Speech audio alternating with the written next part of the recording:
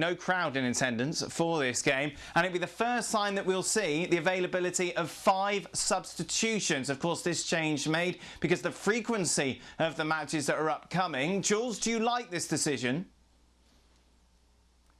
I'm not a fan at all, I have to say. I understand why they went for it, and especially with the question mark over the fitness of the players and the tiredness and the fact that they would probably have to play every 3 days, etc., etc. But for me, it gives such a big advantage to the bigger sides. Imagine if on your bench, if you take the case of Bayern Munich, you've got Lewandowski and Gnabry and Coman and Perisic and Thiago Alcantara, and you can bring them all 5 at some point in the second half of a game or at half-time. And if you play against a team that doesn't have as many stars or great players or players who can turn a game around, it's such a disadvantage. And that's why I don't like it. I think it's really unfair to smaller clubs and smaller sides. Don? Oh, I was so willing and wanting to have a go at Julien and say, how can you not want 5 substitutes? But he does make a compelling case. I would lean towards what Jules mentioned early on when he said the lack of fitness. Worst lawyer ever. Before the show, Don was like, no, I think it's a good idea. I think it's great. Idea. 1, 2 sentences from Jules and he's crumbled. That's it.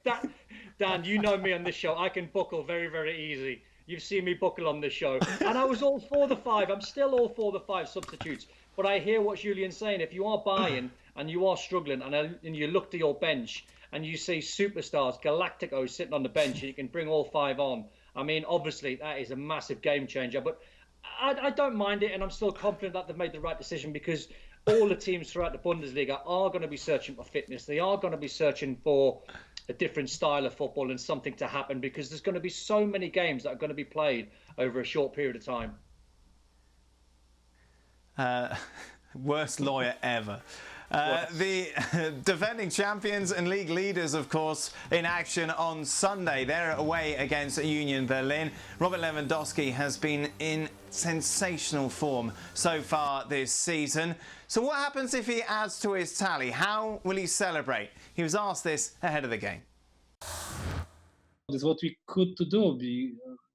Because sometimes automatically that you go to your teammates to celebrate the goal, celebrate situation. Now that will be a little bit like with distance, and I don't know what will be happening during the game or during the or after the goal. So for sure that we want to celebrate all together, but we have to accept that is now maybe impossible, and they found the new way to celebrate it.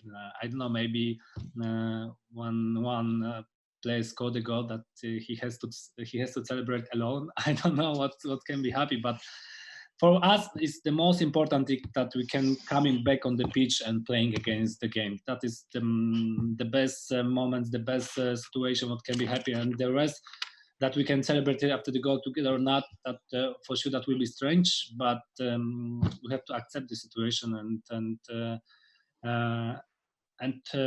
playing and show the best football what we can to do. We'll of course be looking ahead to that game in more detail tomorrow, as well as real life highlights. Thank goodness. Be sure to join us where we bring you everything you need to know, all the action and reaction to those opening matches in the return of the Bundesliga.